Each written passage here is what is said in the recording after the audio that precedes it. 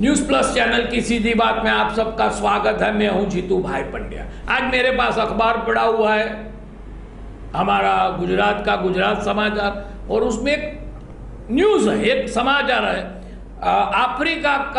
Africa में एक Angola नाम का राज्य है, और अंगोला के पास एक संडे नाम का शहर है, और वहां से 40 किलोमीटर दूर कोई सीमेंट की फैक्ट्री है।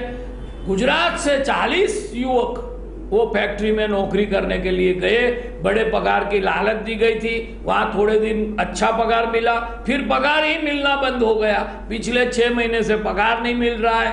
जबरदस्ती गुलामी करवाते हैं। जब लोगों ने विरोध किया, जब कामदारों ने विरोध किया, लिखा है कि उन पर गोलीबारी की पुलिस ने, लाठियां भांजी, लोग भाग के जंगल में छुप गए हैं। गुजरात सरकार, मुख्यमंत्री, गुजरात के विरोध पक्ष, कांग्रेस सब अब ये प्रयास में लगे हुए हैं कि ये 40 जो युवक वहां फंसे हैं उसे किसी भी तरह गुजरात में वापस लाया जाए। मैं सबको कहना चाहता हूँ, पूरे भारत में अब लोगों की ये मनसा बन गई है कि चलो हम परदेश चले। पहले बात ये थी कि चलो यूपी, बिहार, राजस्थान, गुजरात से मुंबई चले, दिल्ली चले की एक मंशा थी। मगर अब मुंबई, दिल्ली भी किसी को भाता नहीं है, कलकत्ता भाता नहीं है। अब सब चाहते हैं कि हम ऑस्ट्रेलिया चले जाए, इंग्लैंड चले जाए, अमेरिका चले जाए। तो मेरी आप सबसे एक विनती है कि जो एजेंट है और आपको बताते हैं कि दुबई में बढ़िया नौकरी है, शिपिंग पे बढ़िया नौकरी है, अफ्रीकन कंट्रियों में बहुत अच्छी नौकरी है, बहुत अच्छा पगार है, जो ऐसे ले भागू एजेंट है उससे बच के रहना। अभी मेरे एक रिश्तेदार, हम हर बुधवार को एक जगह बड़ौदा का जो रेलवे स्टेशन है वहाँ गरीबों को खिचड़ी खिलाने के लिए इकट्ठा होते हैं। वहाँ हम खाना खिलाते हैं गरीबों को। तो एक रमेश भाई है मेरे दोस्त, सालों से हम दोनों हर बुधवार को इकट्ठे होते हैं। तो अब थोड़े महीने पहले उन्होंने बताया कि जीतू भाई मैं मुसीबत में फंस गया हूँ। मैंने बोला क्या हुआ भाई? तो बोले मेरा लड़का जो था वो अफ्रीका नौकरी के लिए गया था, और वहां से 1 महीना भटक के एजेंट उसे वापस ले आया है। मेरे 75,000 रुपया, 75,000 रुपीज मैंने दिए थे। अब बोलता है कुछ मिलेगा नहीं। मैंने बोला अफ्रीका में कैसी नौकरी मिली थी बच्चे को? बोले कहाँ नौकरी मिली थी, एक अपॉइंटमेंट लेटर मिला था। मैंने बोला कि कौन सा अपॉइंटमेंट था और वहां क्यों उसे नौकरी पे नहीं रखा? तब उन्होंने बताया कि डिस्कवरी चैनल के वीडियोग्राफर के असिस्टेंट की नौकरी मिली थी, assistant videographer of discovery channel, और महीने उनको 1.25 लाख रुपया पगार था। मैंने कहा जब आपने लड़के को भेजा, आपने मुझे पूछा नहीं, आप मुझे इतने साल से जानते, आप जानते हैं कि मैं छोटी सी चैनल का मालिक हूं, वीडियोग्राफी मेरा बिजनेस है, मैं वीडियोग्राफी अच्छी जानता हूं, और आपने, जो आपका लड़का कुछ नहीं पढ़ा, ग्रेजुएट नहीं हुआ है, वो लड़के को डिस्कवरी चैनल में असिस्टेंट वीडियोग्राफर की नौकरी मिल रही है, ऐसा मान कैसे लिया? आपके लड़के ने कभी स्टिल फोटोग्राफी नहीं की, एक तस्वीर नहीं निकाली किसी की। आपने मुझे पूछा नहीं। तब उन्होंने कहा कि जीतू भाई सच बताओ, मैं तो चाहता था कि कैसे भी मेरा लड़का परदेश चला जाए, वहां कुछ भी करेगा, मैं परदेश चला जाए। अगर मैंने आपको पूछा होता तो आप मेरे लड़के को मना कर देते कि ऐसी नौकरी पे नहीं जाना। मैंने बोला डिस्कवरी चैनल में जो वीडियोग्राफर है, वो जो कैमरा का स्टैंड लगाते हैं, वो स्टैंड उठाने के लिए मेरी लायकात नहीं है। तो आप अपने बेटे के लिए सोच रहे थे। और जब लेटर दिखाया तो एक जेरोक्स, डुप्लीकेट जेरोक्स नकल दिखाई, जिसपे डिस्कवरी चैनल का सही लोगो भी नहीं था, मगर उसने 75,000 रुपये दे दिए। ऐसे तो 10 लड़के थे। अब डिस्कवरी चैनल को पूरे दुनिया में से सिर्फ बड़ौदा से 10 वीडियोग्राफर चाहिए थे, और ये 10 पहुंच गए। वहां लिखा था, लेटर में लिखा था कि आपको एयरपोर्ट पर हमारा प्रतिनिधि लेने के लिए आएगा। आप एयरपोर्ट उतरे, वहां तो कोई आया नहीं। अब जो एजेंट था वो भी साथ में था, वो बोल रहा है कि वो आ जाएंगे, हम कहीं और वेट करते हैं। एक दिन होटल में ठहराया, और दूसरे दिन कोई गुजराती स्वामीनारायण मंदिर में कोई अच्छा आदमी था जो स्वामीनारायण संप्रदाय में मानता था, उसके घर ये 10 आदमी को रख के वो रफू चक्कर हो गया। वो बेचारे गुजराती आदमी ने ये 10 आदमियों को बहुत ट्राई किया कि भाई उसको कहीं ढूंढे, डिस्कवरी वाले कोई आ जाते हैं, कुछ होता है, कुछ नहीं हुआ। 1 महीने के बाद वो रिटर्न टिकट थी तो वापस आ गए। फिर मैंने पुलिस में, सरकार में बहुत प्रयास किए, 60,000 वापस आए, 15,000 वो गंवा देने पड़े। तो आप क्यों ऐसा सोचते हो? परदेश जाना चाहिए, मैं भी मानता हूं परदेश से जो पैसे मिलते हैं कभी अपने देश में नहीं मिलते।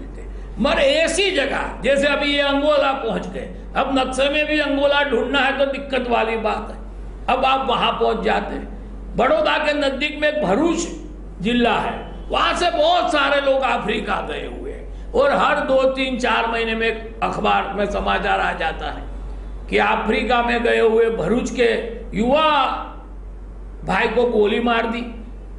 चंद पाउंड की लूट के लिए आए वो लोग, वो गले में 10, 15, 25 पाउंड थे और वो छीन लेने के लिए वो लड़के को गोली मार दी। फिर भी हम चाहते हैं कि परदेश चले जाए। मेरी एक राय है कि जहां आपके दोस्त रहते हो, जहां आपके रिश्तेदार रहते हो, आपके साले रहते हो, मामा रहते हो, चाचा रहते हो, भाईजान रहते हो, आप वहां चले जाओ। परदेश में तो ये लोग भी, आपके साले भी होंगे या आपके बहनों भी होंगे या आपके साड़ू भाई भी होंगे, कोई भी होगा, वो भी आपका एक्सप्लॉयटेशन करेगा। मगर कम से कम हम सेफ तो है। बहुत साल पहले जब मैं कॉलेज में पढ़ता था, मेरे साथ में एक जुगल किशोर भगत करके लड़का था, बहुत होनहार लड़का था। हमारी यूनिवर्सिटी की जीएस का चुनाव लड़ चुका था, चंद वोटों के लिए वो हार गया। उन्हें भी बस एक ही बात थी, मुझे ये देश में नहीं रहना है, मैं परदेश जाऊंगा, मैं परदेश जाऊंगा। यहां से दुबई गया, हमें पता था दुबई गया। दुबई में हमारे एक दोस्त को मिला, उनको वो बता रहा था कि मैं जर्मनी जाने की तैयारी कर रहा हूं, आज से 35 साल पहले। और फिर वो कहाँ गायब हो गया, इतने बड़े जगत में पता नहीं। इतना होनहार लड़का था, बड़ौदा में रहता, गुजरात में रहता, तो भी वो करोड़पति से कम नहीं होता, करोड़पति बनता है। मगर पूरे विश्व में आज कहाँ है, ना उनके घर वाले को पता है, ना हमें कभी कोई खबर नहीं आई। 35 साल से हम ढूंढ रहे हैं कि जुगल किशोर कहाँ चला गया। वो कोई जेल में है, किसी ने मार के उसे दरिया में डाल दिया, कोई अता पता नहीं है। तो प्लीज मेरी एक विनती है आपसे कि अपने लड़के को, अपने रिश्तेदार को ऐसी बिल्कुल लेभागू, बिल्कुल जिसका कोई अता पता नहीं, आप जो चकाचौंध ऑफिस देखते हो, वो ऑफिस किराए की होती है। लैंडलाइन तो रखते नहीं अब एजेंट, मोबाइल रखते हैं। 6 महीने के लिए ऑफिस किराए पे लेते हैं, 25, 50, 100 आदमी मिल गए, पैसे हजम करके फिर भाग जाते, मोबाइल बंद कर देते, कार्ड डाल देते, अब ढूंढते रहो उसे आप। और मैं तो लड़कियों के माँ बाप को भी कहूंगा कि बिल्कुल आंखें बंद करके हम लड़कियां ब्याह देते हैं। परदेश परदेश, अमेरिका से लड़का आया है, अमेरिका से लड़का आया है,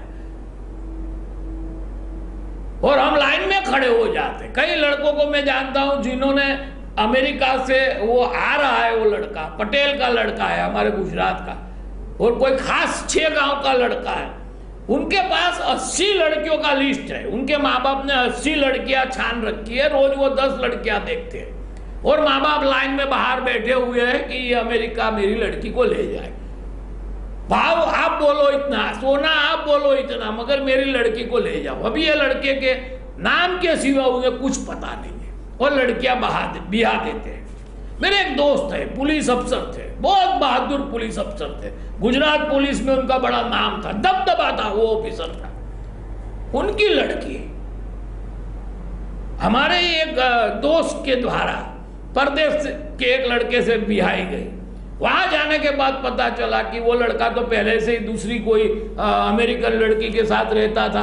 उनके माँ बाप नहीं चाहते थे कि वो अमेरिकन लड़की के साथ शादी करे, रहता तो उसी के साथ था।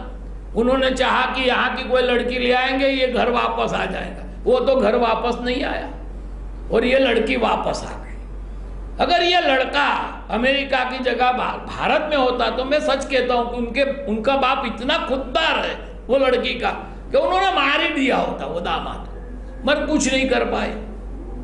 डाइवोर्स करने के सिवाय हम कुछ नहीं कर सके। तो क्यों हम ऐसा करते, क्यों आंखें बंद कर लेते हैं? परदेश की बात आती है। अब जो मैंने उदाहरण दिया वो भाई को पता है कि अपने बच्चे ने कभी कैमरा हाथ में नहीं लिया और वो उम्मीद रखते कि वो डिस्कवरी चैनल का वीडियोग्राफर बन जाएगा। तो ऐसा ना करे। अपने बेटों को, बेटियों को ऐसे अंधेरे, घने अंधेरे जैसे जो अफ्रीका के कंट्रीज है, मुस्लिम कंट्रीज है, सऊदी अरेबिया है, वहां भेजने से पहले 100-200 बार सोचे। वहां अपना खुद का पक्का कोई सुराग हो तो भेजे। बाकी ऐसे एजेंटों के द्वारा अपने बेटे बेटियों को परदेश भेजना मैं लाजमी नहीं समझता हूं। तो आज बस इतना ही, कल हम फिर मिलेंगे।